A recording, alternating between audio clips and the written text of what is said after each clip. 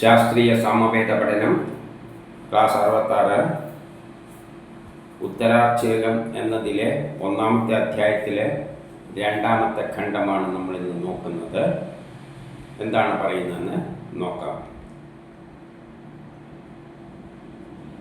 നമ്മുടെ സ്തുതി കേട്ടുകൊണ്ട് എന്ന് പറഞ്ഞാൽ ശാസ്ത്രീയപരമായിട്ടാണ് നമ്മൾ യജ്ഞങ്ങൾ ചെയ്യേണ്ടത്.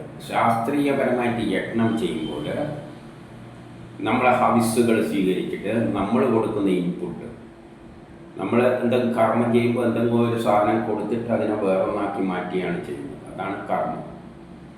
ചോറുണ്ടാക്കുമ്പോൾ അരിയും വെള്ളവും കൊടുക്കും സിസ്റ്റം അത് ചോറാക്കി മാറ്റും. അപ്പം അത് സയൻസിൻ്റെ അടിസ്ഥാനത്തിൽ കൊടുത്തു കഴിഞ്ഞാൽ അത് സ്വീകരിക്കും. ആര്? അഗ്നി. ഈ യാഗത്തിൽ വന്നിട്ട് അഗ്നി അത് സ്വീകരിച്ചിട്ട് എത്തേണ്ട ദേവന്മാർക്ക് എത്തിച്ചു കൊടുക്കട്ടെ. അപ്പം നമ്മൾ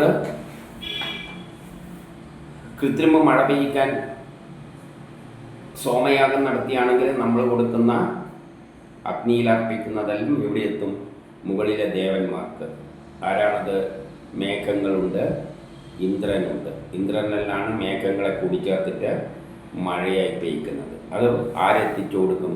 അഗ്നി എത്തിച്ചു കൊടുക്കും.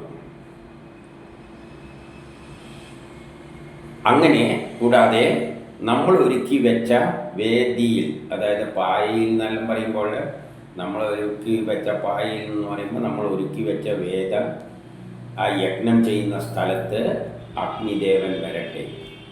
എപ്പോഴും യജ്ഞത്തിൽ അഗ്നി ഉണ്ടാകും. നമ്മളൊരു ചോറ് വെക്കുമ്പോൾ അവിടെ ആ വേദിയിൽ ആര് വരണം? അഗ്നി വരട്ടെ എന്ന് പറയുകയാണ്. ഇനി 11 ഇതിൽ യജ്ഞത്തിൽ പങ്കെടുക്കുന്ന പ്രധാന കക്ഷി അഗ്നിയാണ്. അഗ്നിയോട് പറയുകയാണ്, സുന്ദരനായ നീ, കാരണം അഗ്നിദേവൻ കത്തുമ്പോൾ നല്ല സുന്ദരമായ വെളിച്ചം തന്നെയാണ്. ചമതകളാലും നെയ്യിനാലും ഞങ്ങൾ ജ്വലിപ്പിക്കുന്നു. നമ്മൾ അഗ്നിയെ എങ്ങനെയാണ് ജ്വലിപ്പിക്കുന്നത്?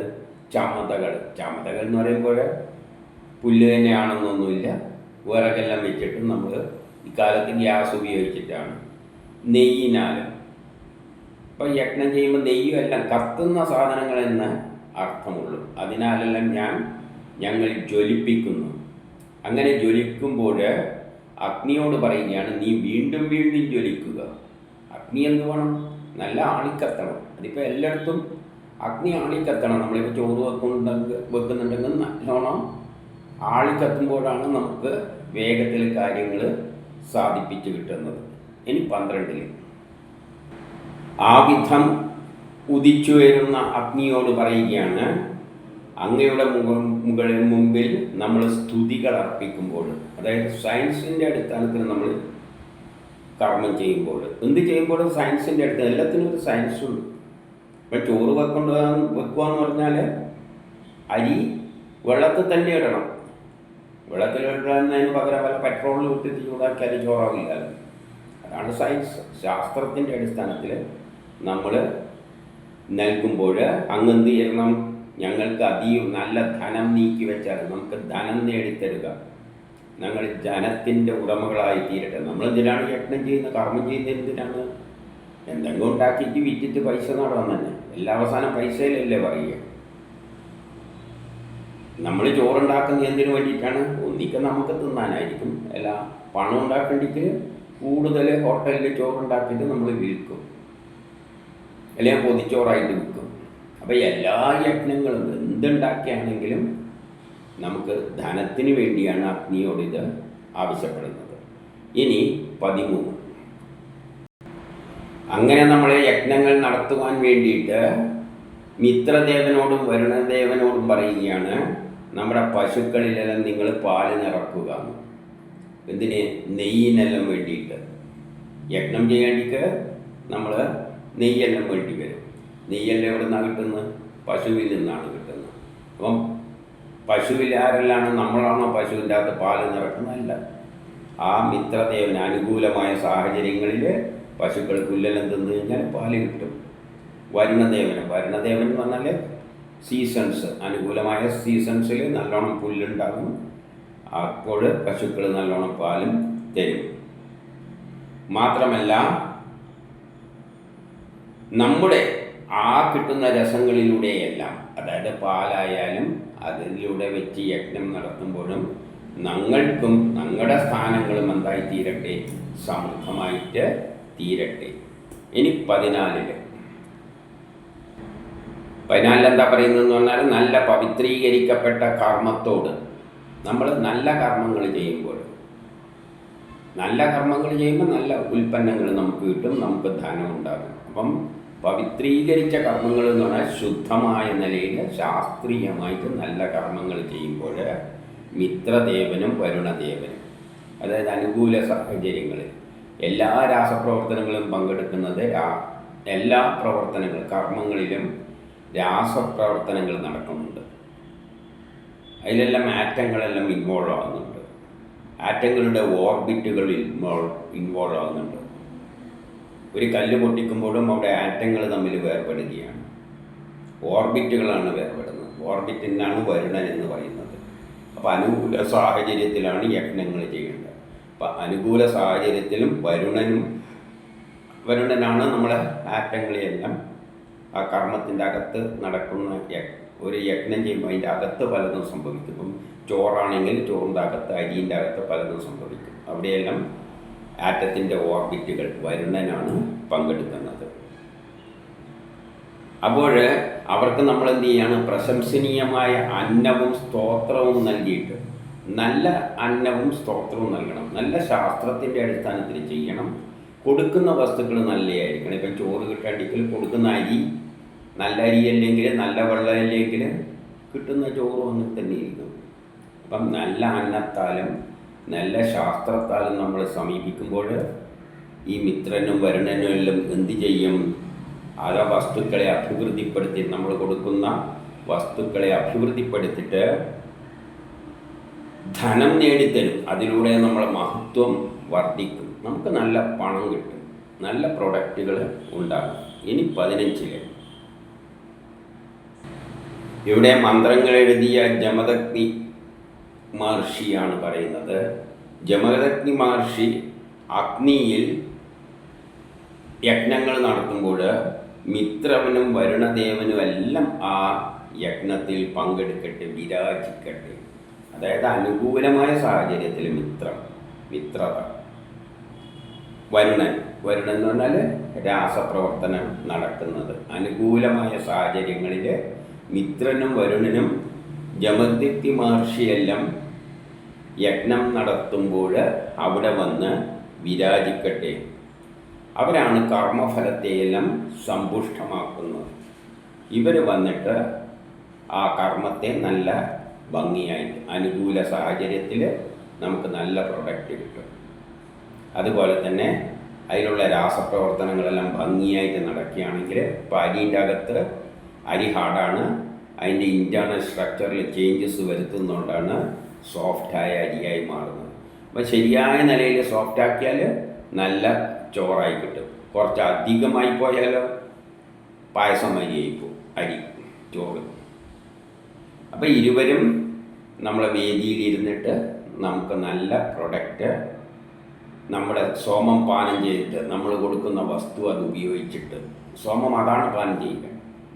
നമ്മൾ അരിയും വെള്ളവും കൊടുത്തു കഴിഞ്ഞാൽ ആ സിസ്റ്റത്തിലുള്ള എല്ലാം, മിത്രമായാലും അഗ്നിയായാലും എന്തായാലും ആ ദേവതകൾ അതെടുക്കും. നമുക്ക് പിന്നെ അരിയും വെള്ളമല്ല കിട്ടുന്നത്. അവരത് സോമം പാനം ചെയ്തിട്ട്, അവരതെടുത്തിട്ട്, അവരത് കുടിച്ചിട്ട്, അവരത് തിന്നിട്ട് നമുക്കെന്ത് തരും, നല്ല ചോറ് തരും, അല്ലെങ്കിൽ നല്ല പ്രൊഡക്റ്റുകൾ തരും. ഇനി 16 ക്ഷണിക്കുന്നത് ഇന്ദ്രനെയാണ്. ഇന്ദ്രനാണ് എല്ലാ യജ്ഞങ്ങളും ഏകീകരിക്കുന്ന ശക്തി എന്ന് നമ്മൾ മുൻപേ പറഞ്ഞു കഴിഞ്ഞു. നമ്മളൊരു ചോറ് വെക്കുകയാണെങ്കിൽ അരിയും വെള്ളവും ചൂടാക്കിയാൽ ചോറാവുമെന്ന് നമുക്കറിയാം. പക്ഷേ അത് എല്ലാം കഴുകിയിടാൻ ഒരാൾ വേണം, അതിനെ ഏകോപിപ്പിക്കാൻ ഒരാൾ വേണം, എങ്കിലേ അത് ചോറാവുകയുള്ളൂ. അതുപോലെ തന്നെ നമ്മൾ അരിയും വെള്ളവും അതിൻ്റെ അകത്തിട്ടിട്ട് ചൂട് കൊടുത്തു കഴിഞ്ഞാൽ അതിൻ്റെ അകത്ത് കുറേ രാസപ്രവർത്തനങ്ങൾ, അരിൻ്റെ അകത്ത് ഇൻറ്റേർണൽ ചേഞ്ചസ് സംഭവിക്കുന്നുണ്ട്. ആ പ്രവർത്തനത്തെ ഏകോപിപ്പിക്കുന്ന ശക്തിവിശേഷത്തെയാണ് ഇന്ദ്രൻ എന്ന് പറയുന്നത്. അപ്പോൾ ഏത് യജ്ഞങ്ങളും അതിൻ്റെ അകത്ത് നടക്കുന്ന പ്രവർത്തനങ്ങളെല്ലാം ഇന്ദ്രൻ എന്നൊരു ശക്തി വിശേഷമാണ് പൂർത്തീകരിക്കുന്നത്. അത് സയൻസിൻ്റെ അടിസ്ഥാനത്തിലാണെങ്കിലേ അത് പൂർത്തീകരിക്കും. ഇപ്പോൾ ഇന്ദ്രനോട് എന്ത് പറയുകയാണ്? നമ്മളെ വേദിയിൽ വന്നിരിക്കുക, നമ്മുടെ യാഗത്തിൽ വന്നിട്ട് നമ്മളെ വേദിയിൽ ഇരിക്കുക, നിനക്ക് വേണ്ടിയിട്ടാണ് ഈ സോമമെല്ലാം നമ്മൾ തയ്യാറാക്കി വെച്ചിരിക്കുന്നത്. എന്താണ് സോമം? ചോറ് വെക്കണ്ടെങ്കിൽ എന്താണ് സോമം? അരിയും വെള്ളവും പാത്രത്തിലാക്കി വെച്ചിരിക്കുകയാണ്, അഗ്നിയും കൊടുത്തിരിക്കുകയാണ്. ആര് വന്നിട്ട്? ഇന്ദ്രൻ വന്നിട്ട് അതിനെ ചോറാക്കി മാറ്റിത്തരണം. അപ്പം ഇന്ദ്രൻ വന്നിട്ട് ആ പാനം ചെയ്യട്ടെ. ആ കൊടുത്തതിൽ അരിയും വെള്ളത്തിൽ ഇന്ദ്രൻ എടുക്കും, സിസ്റ്റം എടുക്കും, എന്നിട്ട് നമുക്കെന്ത് തരും? ചോറ് തരും. ഇനി 17 ഇതിലെന്താ പറയുന്നതെന്ന് വെച്ചാൽ മന്ത്രത്തിൻ്റെ അതായത് മന്ത്രം എന്ന് പറഞ്ഞാൽ വേദമന്ത്രങ്ങൾ, സയൻസ് തത്വത്തിൻ്റെ അടിസ്ഥാനത്തിലാണ് യജ്ഞം ചെയ്യുന്നതെങ്കിൽ ഇന്ദ്രൻ്റെ കുതിരകൾ, ഇന്ദ്രൻ്റെ കുതിര എന്ന് പറഞ്ഞാൽ ഹോഴ്സ് പവർ, കുതിരശക്തി. ഇന്ദ്രൻ ബലം ഉപയോഗിച്ചിട്ടാണ് എല്ലാം ചെയ്യുക. ഇപ്പം അരിനെ ചോറാക്കുകയാണെങ്കിൽ അരിൻ്റെ അകത്തുള്ള സ്ട്രക്ചറിനെയെല്ലാം ഇടിച്ച് പൊട്ടിച്ചിട്ട് സ്ട്രക്ചറിൽ മാറ്റം വരുത്തിയിട്ടാണ് അത് പദമായി തീരുന്നത്. അപ്പം ഇന്ദ്രൻ്റെ കുതിരകൾ, ബലമുള്ള കുതിരകൾ, രോമങ്ങളുള്ള കുതിരകൾ. എന്തുകൊണ്ടാണ് രോമം എന്ന് പറയുന്ന? ബലം എന്ന് പറയുന്നത് ഇങ്ങനെ പല തരത്തിൽ ആക്ട് ചെയ്യും. ബലത്തിന് പല ഡയറക്ഷനുണ്ട്. ബലം എന്ന് പറയുന്നത് ഒരേ ഡയറക്ഷനിൽ ഒരു ബലം തന്നെ 2 3 എത്രയാക്കിയിട്ട് വിഭജിക്കാം. അപ്പോൾ ശാസ്ത്രത്തിൻ്റെ നമ്മൾ അടിസ്ഥാനത്തിൽ നമ്മൾ യജ്ഞം ചെയ്യുമ്പോൾ ഇന്ദ്രനാണ് ഇതിനെ ഏകോപിപ്പിക്കുന്നത്. ഇന്ദ്രൻ എങ്ങനെയാണ് ബലം ഉപയോഗിച്ചിട്ട് കുതിരയുമായിട്ട്, രോമമുള്ള കുതിരയുമായിട്ട് വന്നു ചേർന്നിട്ട് ഞങ്ങളുടെ യജ്ഞത്തിലെത്തിയിട്ട് സ്തോത്രം ഉൾക്കൊള്ളുന്നു. നമ്മുടെ സയൻസ്, നമ്മൾ എന്ത് സയൻസ് തത്വമാണോ ഉപയോഗിച്ചിരിക്കുന്നത് ആ തത്വത്തിനെ അടിസ്ഥാനമാക്കിയിട്ടാണ് ഇന്ദ്രൻ അതിൻ്റെ ശക്തി ഉപയോഗിച്ച്, കുതിരകളെ ഉപയോഗിച്ചിട്ട് യജ്ഞം ചെയ്യുന്നത്. ഇനി 18 എന്താ പറയുന്നതെന്ന് വെച്ചാൽ ഇടിച്ചു പിഴിഞ്ഞ സോമം നല്ലോണം ശുദ്ധമാക്കിയിട്ട് ഇടിച്ച് പിഴിഞ്ഞിട്ടെല്ലാം കൊടുക്കണം. ഇപ്പം പായസം ഉണ്ടാക്കിയെങ്കിൽ നമ്മൾ അരിയല്ല കൊടുക്കുക, അരിനെ തന്നെ ഇടിച്ച് പൊട്ടിച്ചിട്ട് പൊടിയാക്കിയിട്ട് തേങ്ങാപ്പാലിനെയെല്ലാം ഇടിച്ച് പിഴിഞ്ഞെടുത്തിട്ടെല്ലാം കൊടുക്കുക. അപ്പം ഇടിച്ച് പിഴിഞ്ഞ ശുദ്ധമാക്കിയ സോമം പാനം ചെയ്യുന്ന ഇന്ദ്രൻ, അത് ഇന്ദ്രൻ എടുക്കും. എന്നിട്ട് നമ്മുടെ സ്തോത്രങ്ങൾ സ്വീകരിക്കുന്നു. എന്നിട്ട് നമ്മൾ സ്തോത്രങ്ങൾ ചൊല്ലും. സ്തോത്രങ്ങൾ ചൊല്ലുന്ന സയൻസിൻ്റെ അടിസ്ഥാനമാക്കിയിട്ടാണ് നമ്മൾ ഇന്ദ്രൻ അത് കൊടുക്കുക. പായസം ഉണ്ടാക്കേണ്ടിക്ക് എന്ത് വേണം? എന്താണോ പൊടി വേണ്ടത് അത് പൊടിക്കണം. പാലിലെല്ലാം തേങ്ങാപ്പാലിലാണോ ചേർക്കേണ്ടതെങ്കിൽ തേങ്ങ ഇടിച്ച് പിഴിഞ്ഞ് നീരെടുത്ത് പോകണം. അതെല്ലാം ഒരു സയൻസാണ്. അതിൻ്റെ അടിസ്ഥാനത്തിലാണ് നമ്മൾ ഇന്ദ്രന് സോമം കൊടുക്കേണ്ടത്. ഇന്ദ്രൻ അതിനെ പിന്നെ എടുത്തിട്ട് പിന്നെ അത് നമുക്ക് വേണ്ട തരത്തിൽ അതിനെ അലുവയായിട്ടോ എന്തോ വേണ്ടെങ്കിൽ ആക്കിത്തരും. പക്ഷേ സയൻസിലൂടെ ചെയ്യണം. ഇനി 19 അപ്പോൾ നമ്മൾ സ്തുതികളോടുകൂടി സോമം നൽകുമ്പോൾ ഇന്ദ്രനും അഗ്നിയെല്ലാം സ്വർഗത്തിൽ നിന്ന് വരട്ടെ. അഗ്നിയെല്ലാം എവിടെ നിന്ന് വരുന്നത്? സ്വർഗത്തിൽ നിന്ന് വരികയാണെന്ന് പറയാണ്. ദൂരത്ത് നിന്നെല്ലാം വരികയാണ്. ആര്? ഇന്ദ്രനും അഗ്നിയും. നമ്മളിപ്പോൾ തീപ്പെട്ടി ഒരക്കമായി അറ്റത്ത് തീ വരുന്നുണ്ട്. എവിടെ നിന്നാണ് വരുന്നതെന്ന് ചോദിച്ചു കഴിഞ്ഞാൽ എവിടെ നിന്നല്ലോ വരികയാണ്. ഇപ്പോൾ സ്വർഗത്തു നിന്ന് വരിക എന്ന് പറയുകയാണ്. അതിൻ്റെ അത്രയും ഉന്നതമായ സ്ഥാനത്തിരിക്കുന്നവനാണ് ഈ അഗ്നിയും. അഗ്നിയെല്ലാം എവിടെയുണ്ട്? ലോകത്തിലെ എല്ലായിടത്തും ഉണ്ട്. ഇന്ദ്രനും ഉണ്ട്. അപ്പം ഇന്ദ്രാഗ്നികൾ നമ്മൾ സ്തുതികളിലൂടെ സോമം അർപ്പിക്കുമ്പോൾ സ്വർഗത്തിൽ നിന്നെല്ലാം ഇവിടെ വന്നെത്തട്ടെ.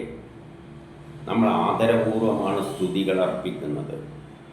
ശാസ്ത്രത്തിൻ്റെ അടിസ്ഥാനത്തിൽ ഇന്ദ്രനെയും ആദരവോട് നമ്മൾ അടുപ്പ് കത്തിക്കുമ്പോഴും കെട്ടുപോകാതെ വളരെ സൂക്ഷിച്ചല്ലേ കത്തിക്കുക. അത് ആദരവായിട്ട് കണ്ടാൽ മതി. ആദരവോടെ അർപ്പിക്കുമ്പോൾ ആ സോമം വന്ന് അവർ കുടിക്കട്ടെ. അഗ്നിയും ഇന്ദ്രനുമെല്ലാം അങ്ങ് കുടിക്കും.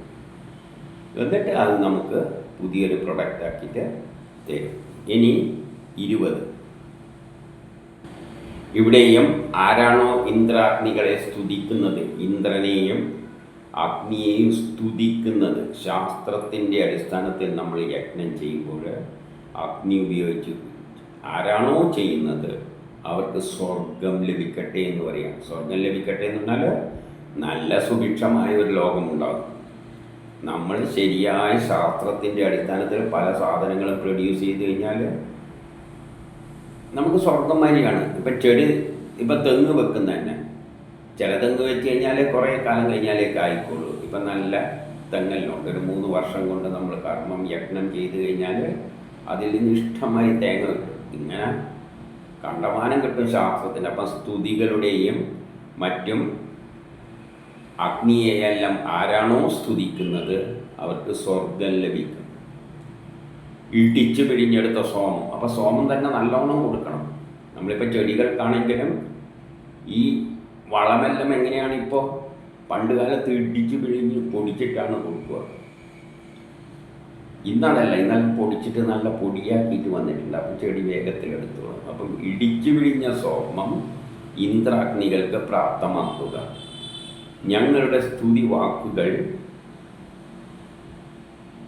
ഈ പിഴിഞ്ഞെടുത്ത സോമം നമ്മുടെ സ്തുതികളോടുകൂടി ഇന്ദ്രാഗ്നികൾ സ്വീകരിക്കട്ടെ. അപ്പോൾ ഇന്ദ്രനും അഗ്നിയുമെല്ലാം നമ്മളെ ശാസ്ത്രവും സയൻസും സ്വീകരിച്ച് ഇടിച്ചു പിഴിഞ്ഞ ശുദ്ധമായ സോമവും സ്വീകരിക്കട്ടെ. എന്നിട്ടത് അവരതെടുത്തിട്ട് നമുക്ക് പ്രൊഡക്റ്റ് തരട്ടെ.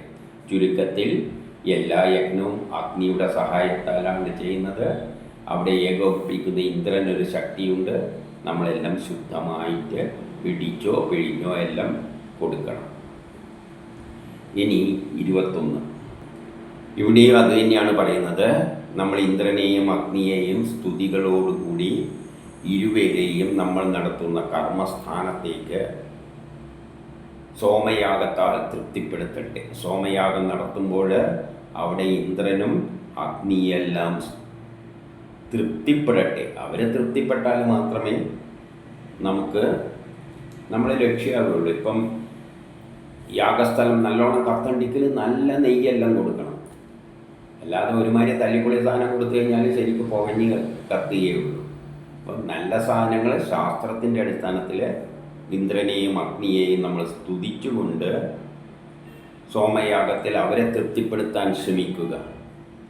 അപ്പോൾ ആ സോമത്തിൻ്റെ ശക്തിയാൽ, നമ്മൾ കൊടുക്കുന്ന സോമം ശക്തിയുള്ളതായിരിക്കണം. സോമം എന്ന് പറഞ്ഞാൽ നമ്മൾ കൊടുക്കുന്ന വസ്തു. സയൻസ് മാത്രം ഉണ്ടായാൽ പോരാ,